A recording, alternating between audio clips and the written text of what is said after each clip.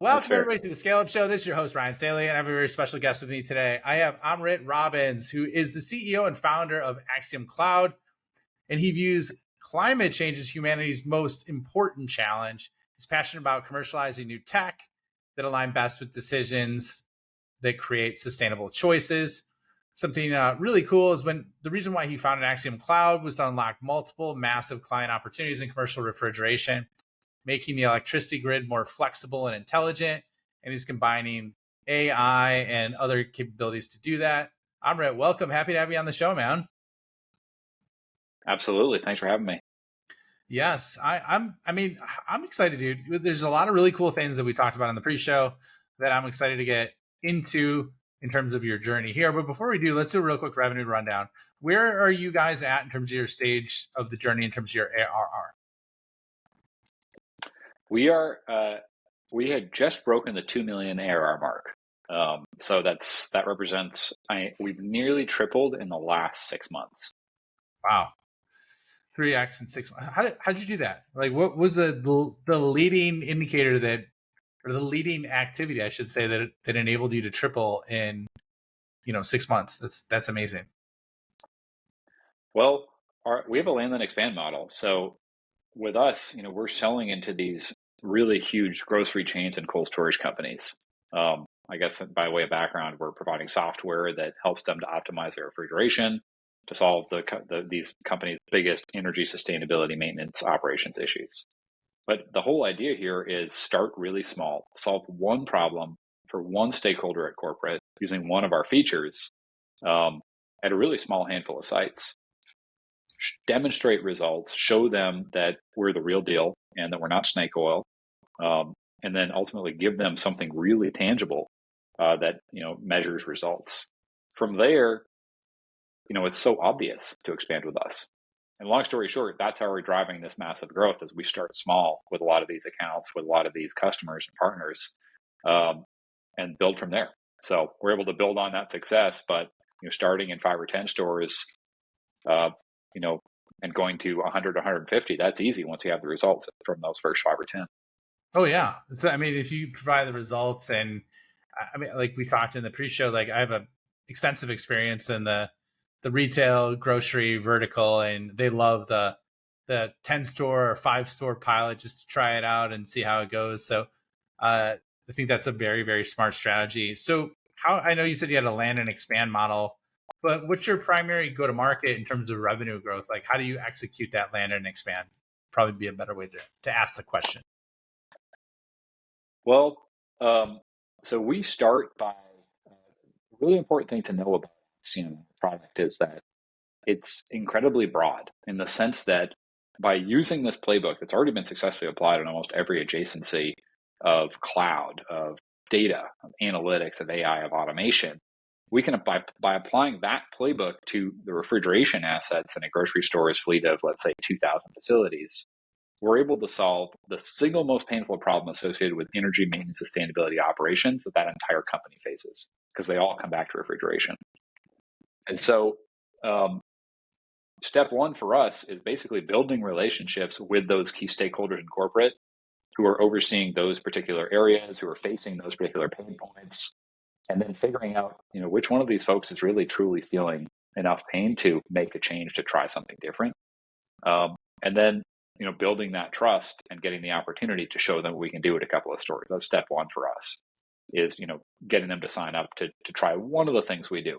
Today, we go to market with 5 modules, solving 5 pain points for 5 key stakeholders at corporate. But it's not a committee sale. We typically start by solving one problem for one of those stakeholders using one of our modules, and then building the relationship from there. Ah, love that. So who are the stakeholders? Who are the 5 stakeholders?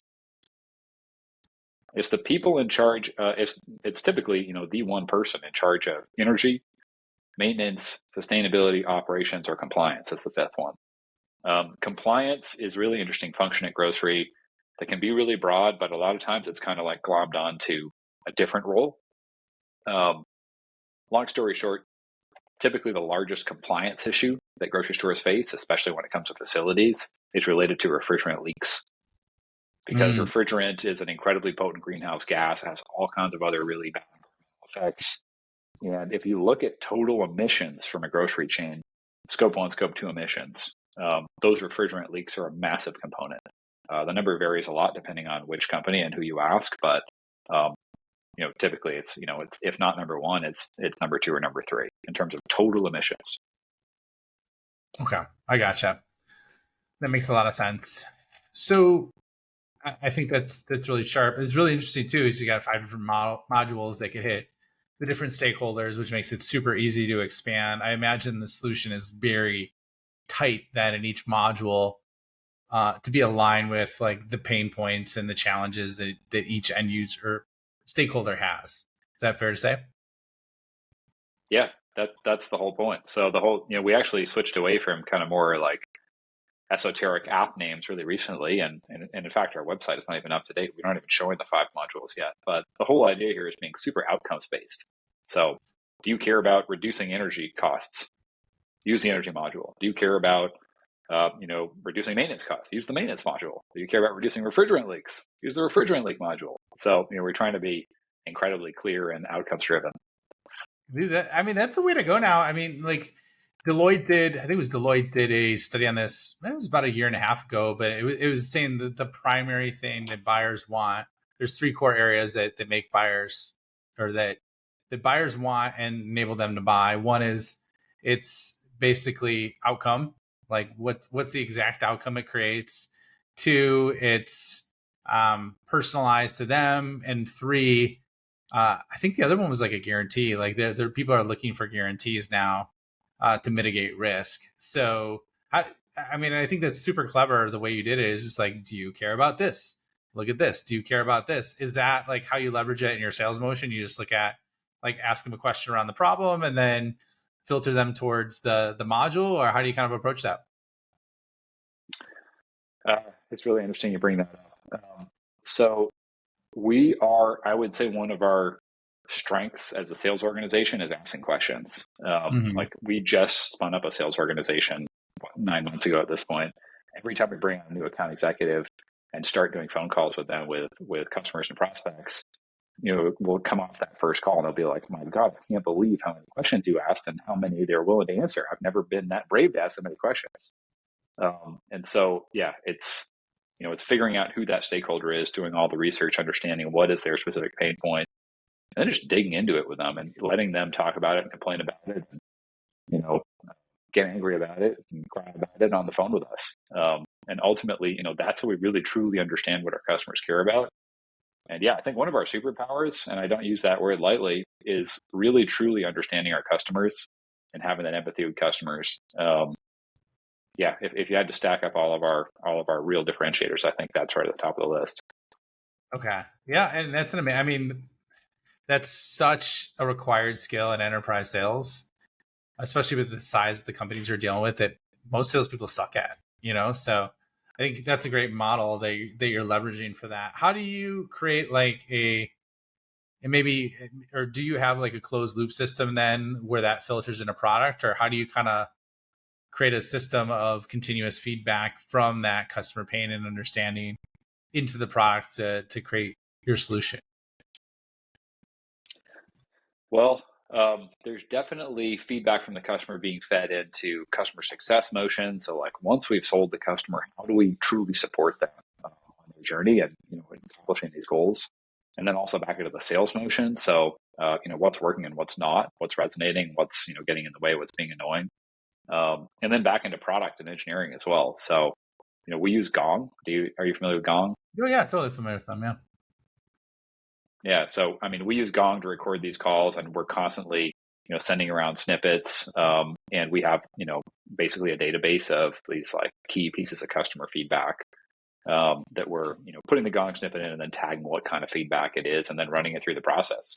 Do we want to build this? Do we not? What kind of features is this associated with or not? Love that. We can always do better with product management related stuff, but customer feedback is a key driver. Yeah, it's very smart, especially leveraging that and executing against that. I guess like let's shift gears a little bit. What's your journey? Like, how did you get here? And how did you end up creating your company? Like what happened prior, and just walk us through that real quick. So, embarrassing story.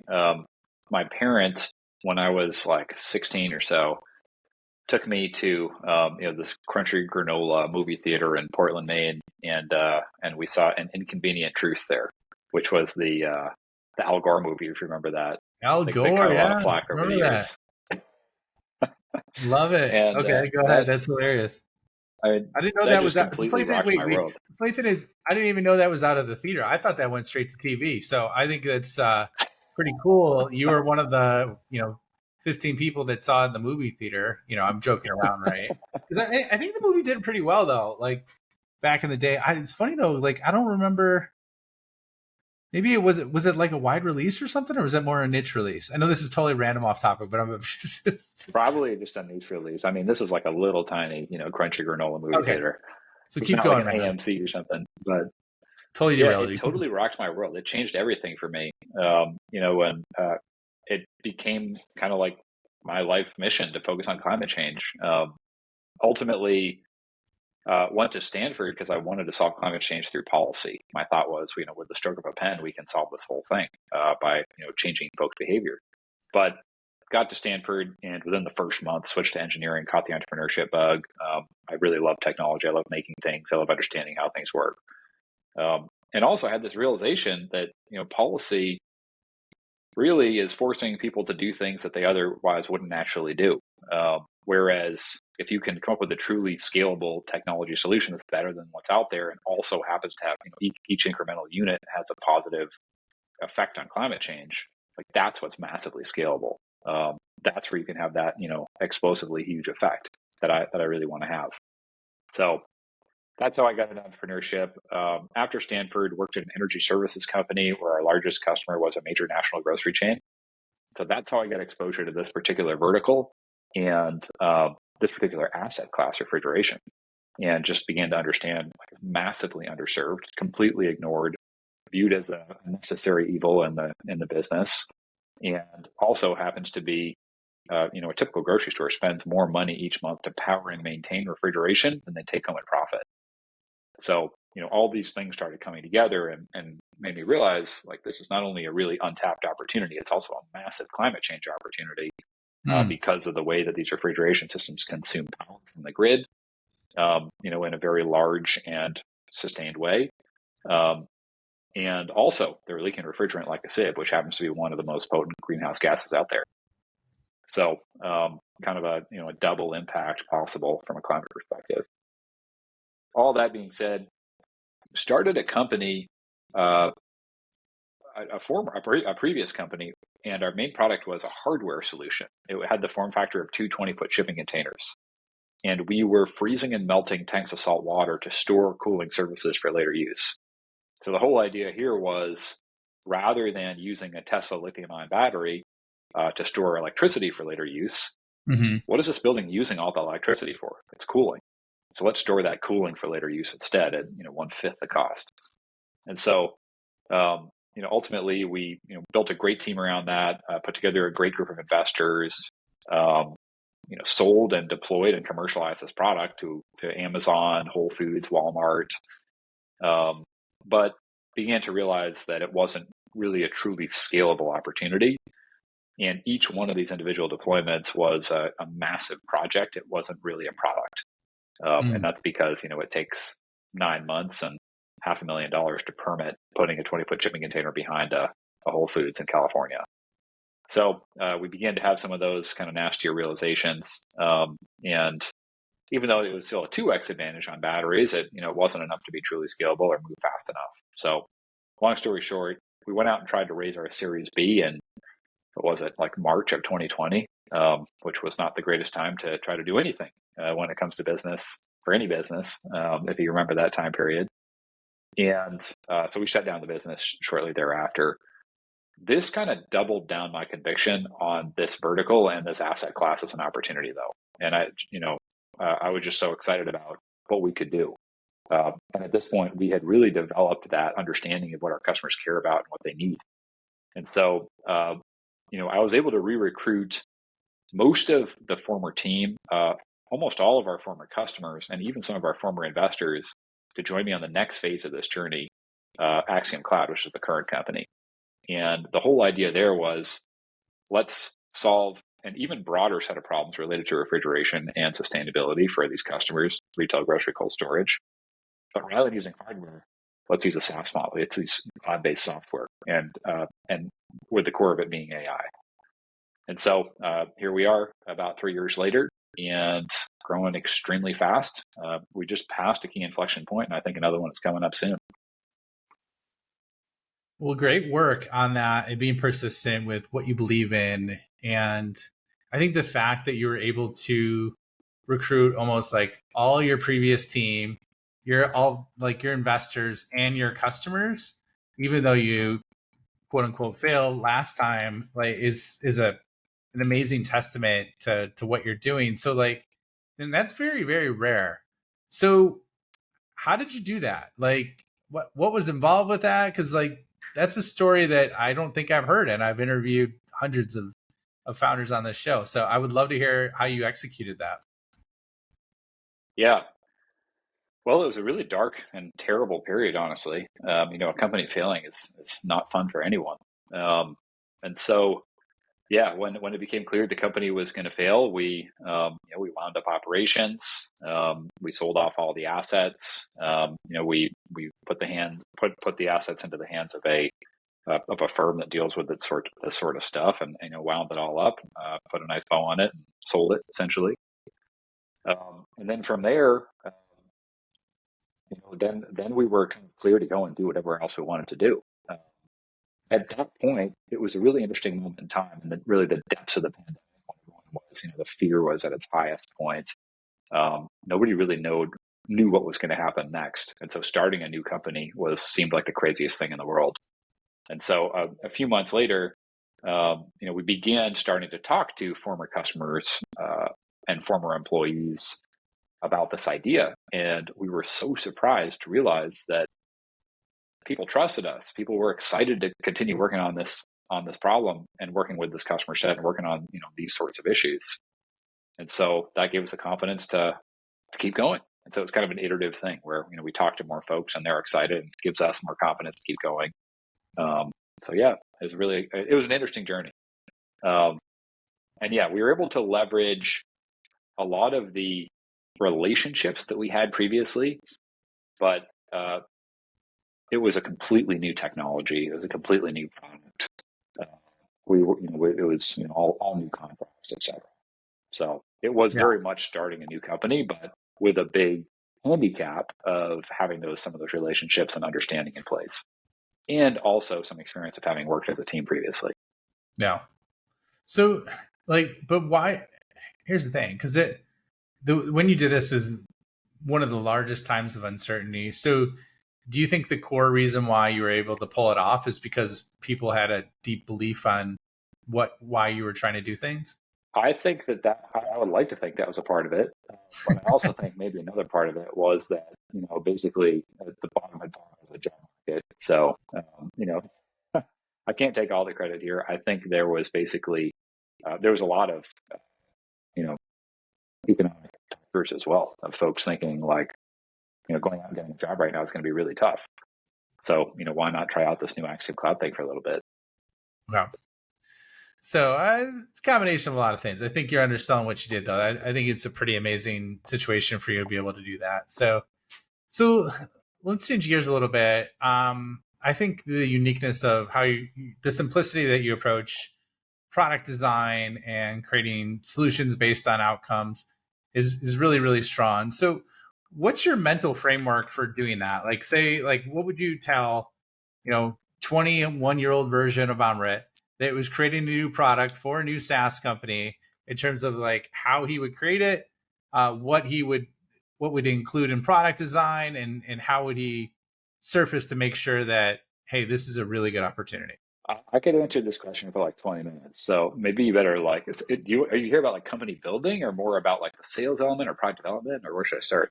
Let's talk about product, man, product development, because my gut's telling me, I've had a lot of people talk about sales on this show, and I have an extensive background on it. So I would love to hear your view on product development and then the company building side of it, because it's something we haven't talked about as deep with on here. Yeah, absolutely.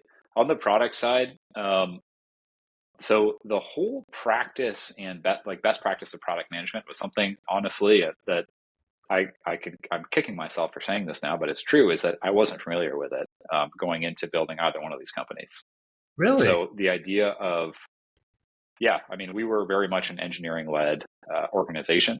And engineering and product management are just such different functions. And that was something that I didn't truly understand until maybe a year into this company. So going back in time, if I could do it all over again, I think having a product person, even on the founding team, could be incredibly transformational and help us to avoid so many potholes that we did fall into, and would continue to help us to avoid falling into future potholes of building the wrong thing or doing it at the wrong time or building it for the wrong scale. Ultimately just not truly understanding what the customer wants or not getting it right. Because ultimately we have gotten it right enough every single time for the most part. There's been a couple of major misses, but by and large, I think it's been a combination of like an intuitive understanding of what our customers want and some sheer luck where we've built the right things enough for our customers to get really excited and buy a lot of it. But ultimately, there's always so much room for improvement here in terms of making things that much better. So that's what I would say on the product side is, true product management, having that built into core competency on the team from the beginning. The other piece, which I think is maybe a little contrarian, is having a people ops person, zooming out to company building, having a people ops person on the team, someone who can deal with recruiting, with performance management, with team organization, things like that, team culture. That has also been really transformational for us at Axiom Cloud. We didn't have that on our previous team, and we suffered because of it in hindsight. And if I do start another company in the future, those are two disciplines of folks that I want to have, if not on the founding team, then on the founding executive team. They're just incredibly transformational, and I would never want to build a company without them again. Okay. Yeah, I would think it would, it all depends, right? If you get funding and stuff like that, I could see that being easier to pull off, at least on the people ops, right? To have that on the founding team. Product, I could see that still going either bootstrapped or funding, right? Because like that's almost like the architecture of the value you're creating for your customer. You know what I mean? So that makes a lot of sense in terms of that, which is really interesting to hear you say that, because I think you've done an amazing job. So then let's fast forward a little bit, right? So that's kind of what you learned, but like the uniqueness of let's say the 5 modules, 5 stakeholders, how did you land on that? Because that's something that I haven't heard a lot of folks talk about that strikes me as like super simple, but super smart at the same time. Oh, I appreciate that. So we actually completed this transition back in, just in the last couple of months here in Q2, and we're still in the process of rolling it out. So it's not even live on the website yet, but ultimately we're thinking about, what are the biggest areas of confusion that our customers are facing today? And we realize that a lot of that can be solved by just being so much simpler and more streamlined in the way that we talk about what we do. And more specifically, figuring out what are the key outcomes our customers care about and which ones are, in their purview or in their P&L or in their budget that they're able to focus on and pay for. So in other words, the closer that we can get, we know who our 5 key stakeholders are. We've had success selling to all 5 of them at this point. If we can wrap up each one of their problem statements into a really simple single sentence and then deliver a product that just absolutely nails that problem, it's just so obvious to do that. And so that's what we did. Yeah, I like that problem statement in a single sentence. I think that's great. Like the other thing is like the key outcomes. Like, so that's typically the KPIs that they care about, right? Like how are they evaluated? What are their expectations? I think that's a great way to succinctly describe it. So, okay, let's So what model of AI are you running on with your product then? Or is there what large language model or platform are you leveraging for that? I'm just curious. There's been so many changes in that so Um, fast. so many changes so fast. Yeah. And I'm going to give you a squishy answer on that. Part of it is because I don't know. And the second part is because I don't know what my CTO would want me to say here or not say. But basically, zooming out a little bit, what I think is really interesting about this business and a lot of other businesses I think that are similar to us is that honestly, like 70% of the value we deliver doesn't require AI at all. Mm-hmm. And basically, what I'm talking about is having computers use really basic monitoring, data cleaning, data organization, and labeling, and then kind of like really basic, um, basically detection of changes, or in other words, anomaly detection, fault detection, if you will. And then doing that at scale in a way that produces outputs that are not overwhelming for humans. So rather than having 10,000 flags a minute, you have 2 per day or something like that. About the most important things, the biggest problems, the biggest opportunities, etc. And just having eyes on all these assets all the time is I would argue the majority of the value that we provide our customers. So not rocket science, doesn't even really require AI. Could easily be done by humans if people had budget to pay for a bunch of additional humans, which no one does. And so it's typically not done. But yeah, it's kind of like remedial work almost for a lot of our customers. It's helping them get from -1 back to 0. And then the AI portion that we're putting on top of that, that's where we're able to help our customers really supercharge this and gain that competitive edge on their competitors by pretty dramatically reducing costs and improving uptime and customer experiences and things like that. And so the AI is coming in the form of basically rather than looking at one data stream and saying, hey, something changed in this one data stream. Now it's looking holistically at hundreds of data streams. And we're not even telling the AI what to look for or what combinations of changes to look for. We're just telling the AI to look at these data streams and accomplish certain outcomes, and the AI figures out how to do it. And so guiding that process is, it's non-trivial. This is a big engineering challenge. We have a lot of IP around this in progress, at least. And so, but yeah, it's that's where things get really magical and exciting. That's awesome. So what would you say is the biggest challenge in terms of growing revenue that you're running into right now? The biggest challenge, it's interesting because folks ask me this a lot. They're like, what's your biggest bottleneck? And I would say every single stage of the process, we have bottlenecks. We're an early stage company, so it's all about whack-a-mole on those bottlenecks. I would say right in this moment, perhaps our biggest bottleneck is really on scalability. So, put another way, we're selling like an industry right now, to the point where our team is saying we need more people to basically get these sites deployed, to get these sites operating at a really high level, so that we can keep our customers happy and make sure that they're interested in buying even more in the future. And so that's a fun and awesome challenge to have, but it's an important and meaningful challenge nonetheless, and we can't screw it up. And so that's why we're investing in more people to manually plug that gap, and also investing in more people to build out the automation so that we don't have to do any of that work manually in the future. And like I mentioned in the pre-show, this is kind of the story of every AI company, right? You develop a new feature, or even before you develop a new feature, you start talking about it with customers and you start selling it. You figure out if they like it. You figure out which parts of it they like or how to tweak it. Do it all manually on the end for a period of time, and then automate it after the fact. So, and it's cyclical. So, that's how we think about the world, at least. And I think a lot of other companies do as well. But yeah, I would say that's our big challenge right now. Excellent. Well, we are up on time, Amrit, and I think this is a great episode, man. Really, really different way that I thought we were going to go and talk about in terms of some of the content, but I absolutely loved it. It was very unique and very eye opening, and gave me some ideas on things. So, where can people find you? Where can they find out more about Axiom Cloud? And then we'll wrap it up, man. AxiomCloud.ai. My name's Amrit. Feel free to reach out anytime. Yeah. Thanks for having me, Ryan. I really appreciate it. It's great to connect, and Yeah. Yeah, it was a really fun episode. Well, thank you for being on, and thank you for listening today. I really hope you enjoyed this episode as much as I did, and maybe rewind and listen to some of the things that Amrit said specifically about product and how simple he created that product design and the key outcomes that they care about. Problem statement in a sentence. Sorry, this is my fifth podcast review of the day. Anyways, well, I appreciate you.